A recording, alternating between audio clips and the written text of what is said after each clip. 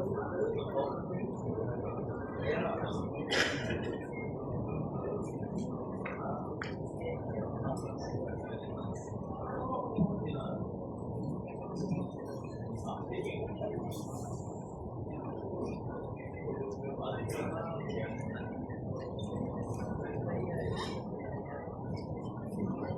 morning හැමෝටම. හොඳම යාළුවාගේ wedding එකේ කතාවක් කරන්න හම්බෙනවා කියන්නේ සුපිරිම වාසනාවක්. ඉතින් අද මට ඒ වාසනාව හම්බෙලා තියෙනවා. ඉතින් මාව දන්නේ නැති අයට මම ඉරාන් චන්දිද කවිෂ කියන්නේ මගේ හොඳම යාළුවා. කැම්පස් පටන් ගත්ත මුල් කාලේ නම් මගේ බොක්ක සහ මගේ රූමා. ඒ වගේම සරලවම කිව්වොත් මං ජීවිතේ වැටිච්ච තැන්වලදී මගේ ළඟින් හිටපු සහෝදරයා වගේම ඉන්න හොඳම යාළුවා. ඉතින් ශානිකාගේ කවිෂ කියන්නේ අකලංකගේ අවුරුදු 6කට වඩා තිබේ ලස්සන ආදර කතාව මුලින් ඉඳන්ම දැකපු සෙට් එකේ ඒ දැනන් හිටපු සෙට් එකේ එක්කෙනෙක් තමයි මම. ඉතින්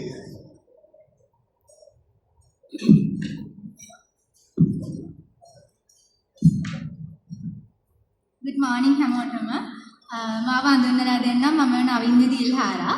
මම ශානිව දන්නේ දැන් අවුරුදු 6ක ඉඳන්. ඒ කියන්නේ මට ශානිව හම්බෙන්නේ අපිට ඒ ලෙවල් ඉවර වෙලා රිසල්ට්ස් ආවට පස්සේ. අපි දෙන්න අවුරුදු 4ක් එකට එක බෝඩිමේ උදේ ඉඳන් රෑ වෙනකන් හැමදාම දුක සැප බෙදාගෙන එකට හිටපු දෙන්නේ. ඉතින් අද දවසේ ශානිකාගේ අකලංකගේ ලස්සනම දවසේ එයා වෙනුවෙන් කතාව කරන්න හම්බුන එක මට ලොකු සතුටක්. ඉතින් හිරාන් කිව්වා වගේම මම ඒ දෙනාගේ ආදර කතාව මුල ඉඳන් දන්න කට්ටියකින් එක්කෙනෙක්. ඔව් හිරාන්. ඉතින් ඇත්තටම කිව්වොත් එහෙම මේ ලස්සන දවස තමත් විශේෂයි අපේ බැච් එකේ කොල්ලෝ සෙට් එකට නම්. මොකද කිව්වොත් එහෙම බැච් එකේ කොල්ලෝ සෙට් එකෙන් රෙකෝඩ් එකක් තියලා මුලින්ම බඳින්නේ අපේ අකලංක තමයි. ඉතින් හැමෝම අය අපොඩියක් දෙන්න කෙලින්ම රෙකෝඩ් එකක් තියලා තමයි අද බඳින්නේ. ඉතින් අවුරුදු 6කට වඩා ඒ තිබ්බ ලස්සන ආදර කතාවක් නේ. ඉතින් මේක එතකොට මතකයන් ගොඩාක් තියෙනවා. නේද රාගින්ද? ඉතින් මේ මතකයන් එක ගිහිල්ලා මේ මතකයන් අලුත් කරගන්න තමයි අපි දැන් ලෑස්ති වෙන්නේ. හරි. ඉරාට මතකද අපිට ඉස්සෙල්ලාම මේ දෙන්නගේ මොකක් හරි එකක් තියනවා කියලා නිකන් ක්ලූ එකක් හම්බුන දවස. ඒක තමයි. මම හිතන්නේ අර ගිරිපුර කියලා තිබ්බ නේද? ෆන්ඩේ එක. ඉන්නොතන්නේ තමයි අපිට මුලින්ම නෝට් වෙන්න ගත්තේ මොකක් හරි එකක් තියනවා තමයි කියලා නේද? එදා දැන් ඒ කාලේ වෙනකොට අපි එච්චර අර බැජ් එකේ අර මුණුවරින් ආපු අය වෙනමනේ එහෙමනේ හිටියේ මුල්ම කාලේ මාසයක්වත් නැහැ මං හිතන්නේ. එතකොට මේ නුවර සෙට් එක කන්න යනකොට ශානිකා නැහැ. ශානි අතුරුදහන් වෙලා. දැන් අපිට හොයාගන්න බෑ ශානිකා කොහෙද කියලා. මේ ටිකක් වෙලා යනකොට මේ දෙන්න එනවා හිමීට.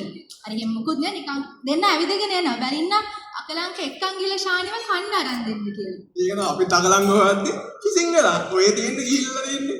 හරි. ඕම තමයි අපිට පළවෙනි ඉංගිය හම්බුනේ. ඊට පස්සේ ඔය ඉංගියත් එක්ක අපිට වැඩි අවශ්‍ය වෙනුනේ කොහෙලා ඉන්නේ. ඒක උනේ ඔය 2019 දෙසැම්බර් වල ශානිය ආවේ නැහැ. අපි කොල්ලෝ සෙට් එක්කුයි ටික දෙනෙකුයි සිරිපාද ගියා. ඔන්න එදා මේ ට්‍රේන් එකේදී අකලංගේ ෆෝන් එකට කෝල් එකක් එනවා ශානී කියලා. සාමාන්‍යයෙන් ඉතින් දන්න අඳුරන කෙනෙක් නැති වුණා අපි ශානිකා කියලානේ සේව් කරන්නේ. අකලංග සේව් කරලා තිබ්බ ශානී කියලා. එදාත් අපිට හිතුණා මොකක් හරි එකක් තියෙනවා තමයි වැඩේ හරියන්න තමයි යන්නේ කියලා. ඒක තමයි. ඔය ඇවිල්ලා ඔක්කොම උනේ ඇකඩමික් පටන් ගන්න කලින්නේ. ඇකඩමික් පටන් ගන්නකම් එතන තමයි අනිත් දේවල් උනේ නේද? ඔව් අපිට පස්සේ කියන්නේ දැනගත්ත විදිහට ශානි දවස් 3කට විතර පස්සේ කිව්වා එයා හා කියලා තියෙන අකලංකට කැමතියි කියලා තියෙන අපිට ඇකඩමික් පටන් ගත්ත දවසේ ඒ කියන්නේ 2020 ජනවාරි 6 වෙනිදා. එදා තමයි දෙන්න යාළුවනේ ඇනිවර්සරි එක විදිහට සෙලිබ්‍රේට් කරන්නේ.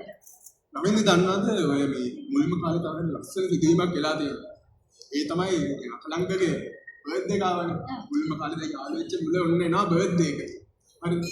ඒ බර්ත්ඩේ එකට කලින් මෙයාලා යාළුවෙනි කැම්පස් ආවට පස්සේ එතකොට දැන් මෙයාලා අවුරුදු 20ක විතර කාලයක් දෙන්නට දෙන්නා මුණ ගැහෙන්න හම්බෙලා නෑනේ. ඉතින් ශානි කරන ලස්සන වැඩක්. ඒ තමයි. ඒ අවුරුදු 20 ගානටම හරියන්න ලස්සන බර්ත්ඩේ කාඩ්ස් හදලා දෙනවා. ඉතින් බලන්න කොච්චර ලස්සන ආදරයක් දෙතර තියෙන්නේ කියලා. මට මතකයි ශානි අර එක එක විදිහට එක එක සයිස් එකට කලර් ෂීට්ස් වලින් කපලා ලස්සන මල් එහෙම අලව බර්ත්ඩේ කාඩ්ස් 20ක් මම ගණන් කරේ නෑ මම දැක්කේ. නිකන් ගොඩක් තියෙනවා. මේ ඒක තමයි දැන් අපි කාටවත් එහෙම අයිඩියා එකක් එන්නේ නැහැනේ අවුරුදු 20කට පස්සේ මට මේ අව හම්බුනේ ඊට කලින් බර්ත්ඩේ ටිකක් මට යත් එක සෙලිබ්‍රේට් කරන්න තිබ්බනම් කියන අයිඩියා එක අපිට එන්නේ නැහැනේ සාමාන්‍යයෙන්. ඒක තමයි එතන යුනික්නස් එක. ඒක තමයි. ඉතින් අවුරුදු 6ක ආදර කතාවක් කියලා කිව්වනේ. ඉතින් අංකලුත් බලලා ඇති කවිසගේ තාත්තා එහෙම. ඔය හරියටම කවද්ද ශානිය එයාට මුණ ගැහුනේ කියලා නේද?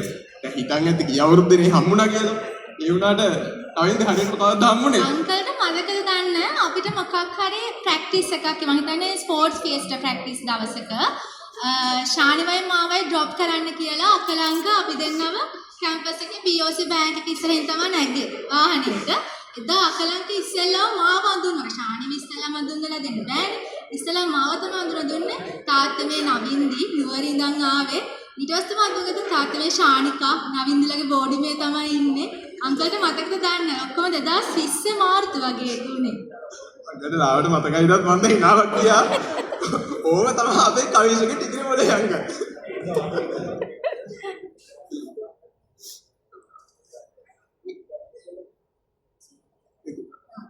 අකලංක මේ දැන් හොඳම යාළුවෝ වුණාම මේ බයික් කන්නේ. බයික් කන්නත් එනවනේ මොනවා හරි හින්දා. ඔයාට හැමදාම සුප් හම්බෙනවා නේද එක එක අසනීපවල වුණාම නේ.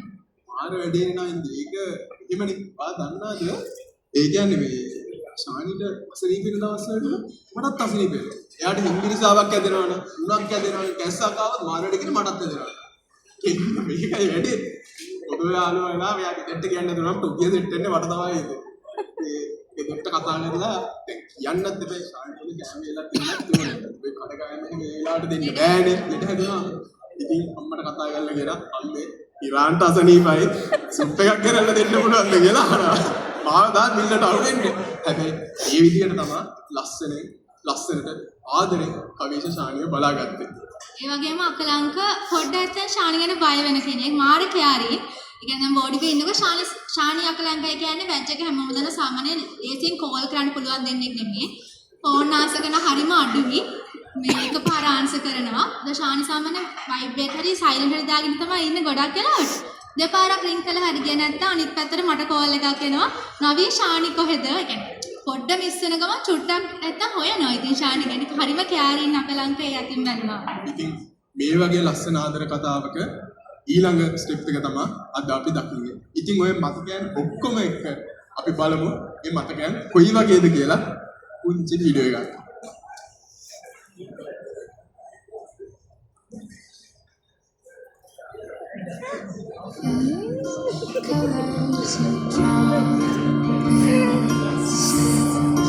How to be brave? How can I love when I'm afraid to fall? Watching you stand alone, all of my doubt suddenly goes away somehow.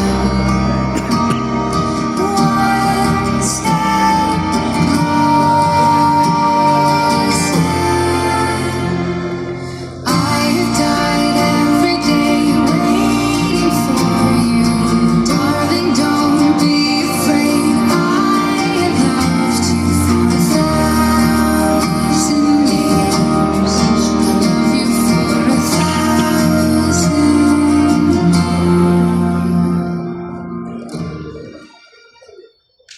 ඉතින් අකලංක ශානිකා අවුරුදු 6ක් ඔය දෙන්න ලස්සනට ආදරෙන් හිටියා වගේම අදින් පටන් ගන්න මැරේජ් ලයිෆ් එකත් ඉස්සරට හිටියටත් වඩා ආදරෙන් විශ්වාසයෙන් එකිනෙකාට ගෞරවයෙන් එන අභියෝග ඔක්කොම ජයගෙන හොඳින් සතුටින් ගත කරන්න හම්බෙන යුග දෙවියක් වේවා කියලා මම ප්‍රාර්ථනා කරනවා. ඉරාන් නිෂ්කරා වගේම අවුරුදු 6ක් ආදරෙන් සතුටෙන් හිටියා වගේම ඉස්සරහට තියෙන ජීවිත කාලෙත් ඊටත් වඩා ගොඩාක් ආදරෙන් සතුටෙන් ඉන්න කියලා එන හැම අපිට සතුට දේවල් වගේම දුක් වෙන අවස්ථාත් එනවනේ. ඉතින් හැම දෙයකම එක්කෙනෙක් වගේ ආදරෙන් මුහුණ දීලා ගොඩාක් සතුටෙන් ඉස්සරහ ජීවත් වෙන්න ලැබෙන්න කියලා මම අපේ බැච් එකේ හැමෝම නෑයෝ හිත මිතුර හැමදෙනාම ඔය දෙන්නට ආදරෙන් ප්‍රාර්ථනා කරනවා.